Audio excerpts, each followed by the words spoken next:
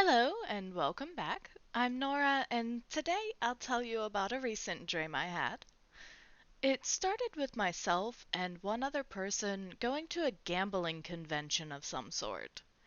Each time we would go in with a relatively small amount of money and leave with several hundred thousand to $1 million. We decided to return to this convention every year, and each time it was the same. Go in with a small set amount, leave with nearly $1 million.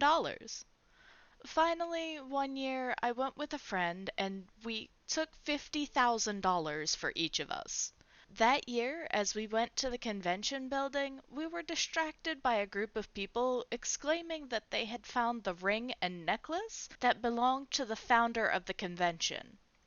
Rumor was that he had amassed a vast fortune that he hid away somewhere in the hotel that he had owned, and that two pieces of jewelry in particular, that they had found to be a silver ring inset with rubies, and the other was just a gold chain necklace, were created to be able to unlock the safe room where he had stored away the majority of his money.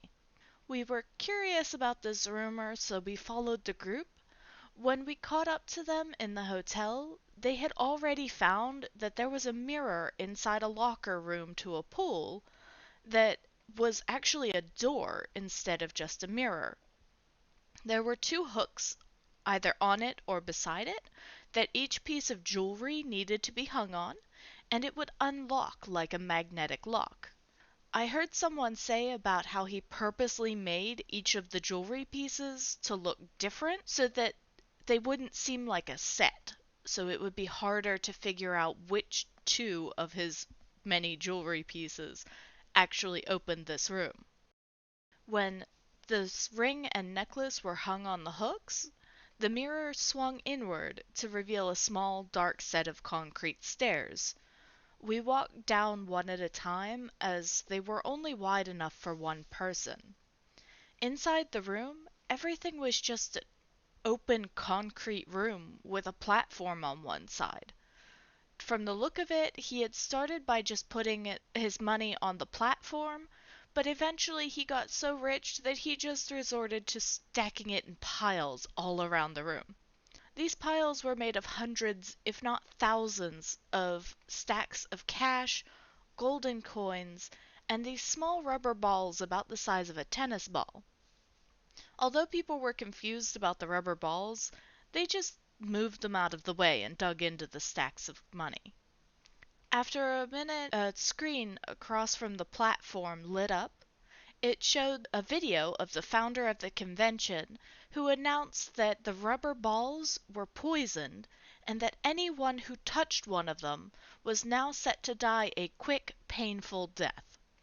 Whatever poison he had used on them was fast acting and caused internal bleeding. If everyone didn't get to a hospital soon, they would die. Suddenly there was a great exodus of the room. Everyone left as quickly as possible, leaving the cash and coins behind. However, one person was already too affected by the poison to be able to leave quickly, and I realized it was an old friend of mine. She had been one of the first ones into the room and had touched the poisoned rubber balls first. Her face was already mottled in bruises and she was gasping for air. As I had been the last one in the room and had only touched a total of one stack of cash, I knew I was fine, so I stayed with her. At least she shouldn't be alone in those final moments. I managed to pull her out of the room, but she did unfortunately pass away. On the other side of the mirror, I noticed that both of the jewelry pieces were gone off the hooks, and someone had taken the necklace, but dropped the ring in their haste. It was laying at the foot of the mirror, where it was hard to see if you weren't looking carefully. I pocketed the ring and pulled the mirror door closed. If whoever had taken the necklace tried to come back to reopen the room, they wouldn't be able to do so. This way, they wouldn't be able to subject anyone else to the pain of death that my old friend just faced. I woke up after that. I don't know if I ever found the friend that had followed me into the room, and I don't even know if they were okay and not poisoned. I'm sure that the convention just wasn't much fun after that either.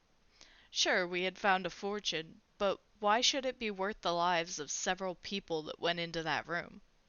If you have any thoughts, feel free to share. Thank you for listening to my crazy dreams.